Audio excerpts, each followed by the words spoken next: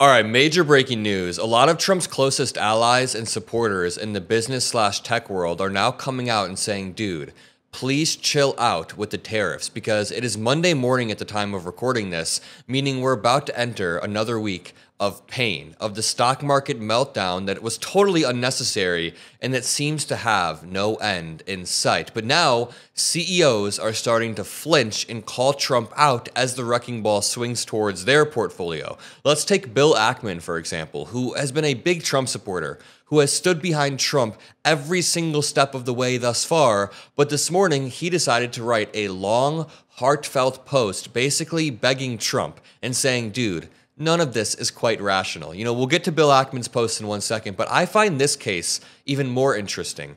JP Morgan Chase CEO Jamie Dimon said, right before Trump took office a few months ago, quote unquote, get over it. Get over the tariffs. Nobody cares about the tariffs. They won't actually affect us. But now we have this article that says JP Morgan CEO Jamie Dimon says Trump tariffs will boost inflation and slow an already weakening U.S. economy. And this is serious. He would not be saying this if he didn't actually believe it. This is him ringing the alarm bell in every sense of the term.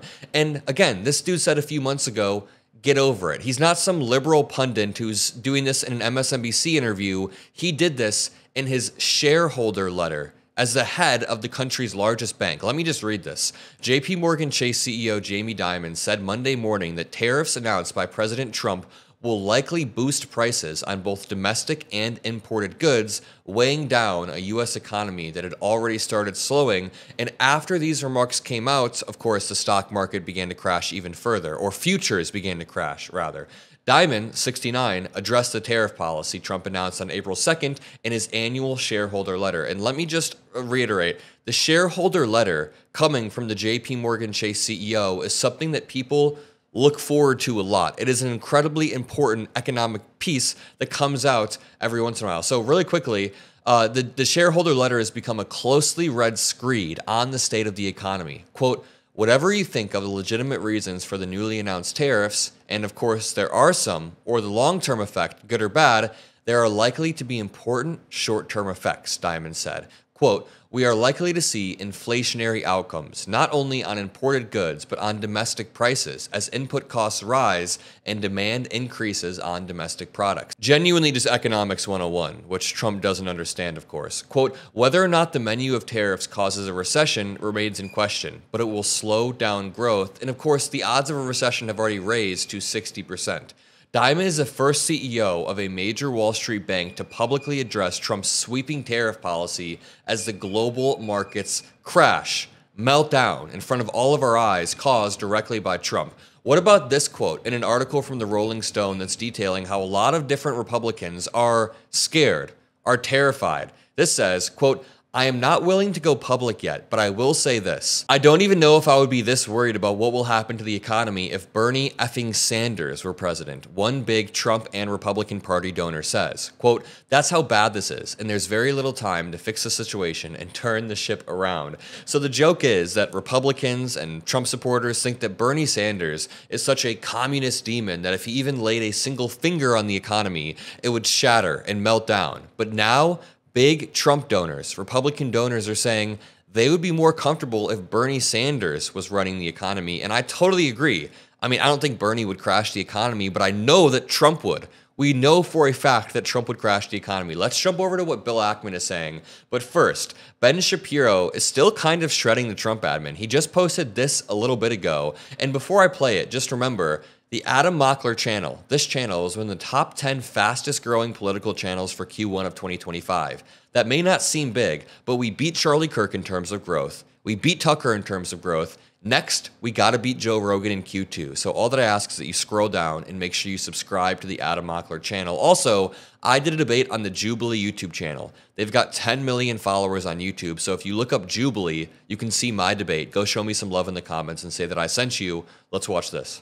But more specifically with regard to the tariff war that's dominating the news, Netanyahu has already offered to go to zero tariff rates with the United States. Now, to be fair, Israel already had zero tariffs on 98% of all product coming into the United States and has had a free trade agreement with the United States for 40 years.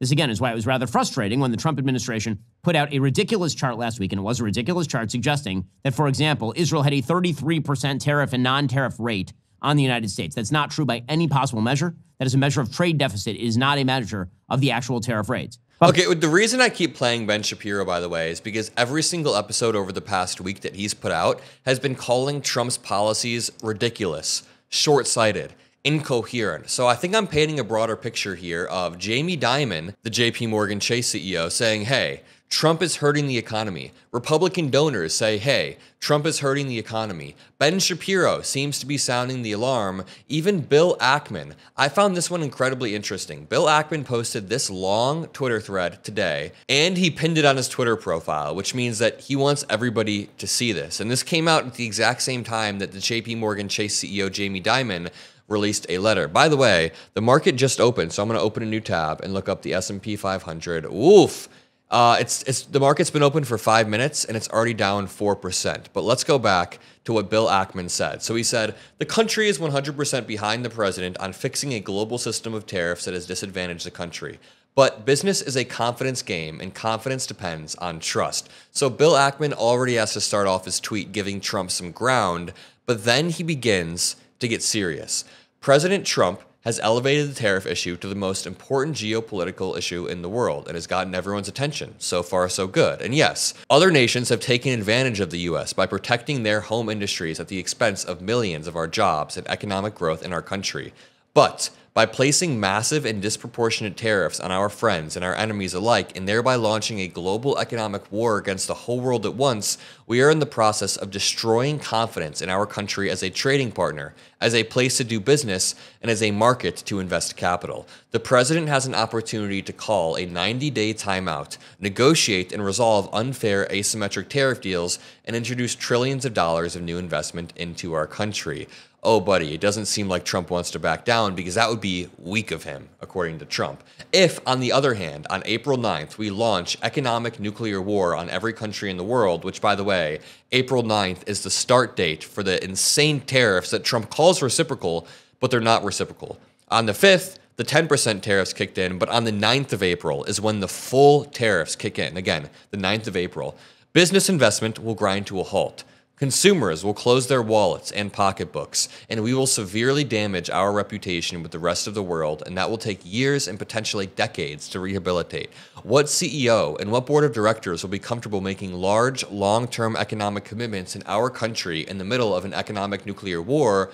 I don't know of one who will do so. And now Bill Ackman gets extra serious. He's sounding the alarm. When markets crash, new investment stops. Consumers stop spending money, and businesses have no choice but to curtail investment and fire workers. And it's not just big companies that will suffer. Small and medium-sized businesses and entrepreneurs will experience much greater pain. Almost no business can pass through an overnight massive increase in cost to their consumers. And that's true even if they hold no debt. And unfortunately, there's a massive amount of leverage in the system. Again, business is a confidence game. I keep going back to this, but if you watch my Jubilee debate, my debate on the Jubilee channel, we filmed this a few weeks back in LA, and I make the entire argument that Trump is introducing uncertainty to the economy.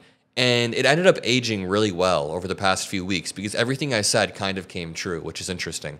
I'm going to do a reaction stream to the Jubilee in 3 days on Wednesday. So the president has an opportunity on Monday to call a timeout and have the time to execute on fixing an unfair tariff system. Spoiler alert, Trump's not going to do that. In fact, his top trade advisor, Peter Navarro, says Trump's 0% tariff offer is not enough. He needs to increase tariffs even on countries like Vietnam who have removed their tariffs. So it's all just absolutely wild, and I'll leave it at that. Again, make sure to subscribe to the channel. We're going to beat Joe Rogan in Q2 because of you guys. We are growing rapidly. I love you all, and I'll see you in the next video. Peace out.